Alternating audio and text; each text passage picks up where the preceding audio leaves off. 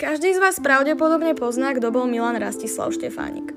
Áno, bol to slovenský astronóm, fotograf, vojenský letec, brigádny generál ozbrojených síl Francúzska, diplomat a politik.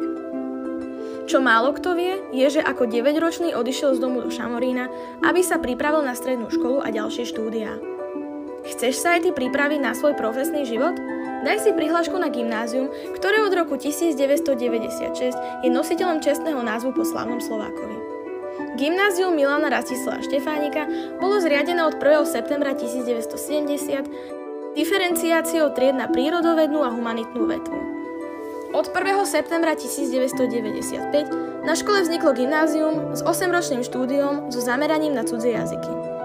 V škole sa okrem odborných učební nachádza aula, ktorá je určená na stretnutia ako aj na mimoškolské aktivity. Milovníci športu si prídu na svoje, či už v telocvični alebo na rozľahlom ihrisku, ktoré je priam predurčené na rozmanitú športovú činnosť. Nebývaš v Šamoríne? Nevadí. Hustá sieť prímestských liniek zabezpečí tvoj príchod a odchod do školy. Tí, čo majú auto, môžu využiť rýchlostnú cestu R7 z Bratislavy a parkovanie priamo pred školou. Pridaj sa k nám, tešíme sa na teba.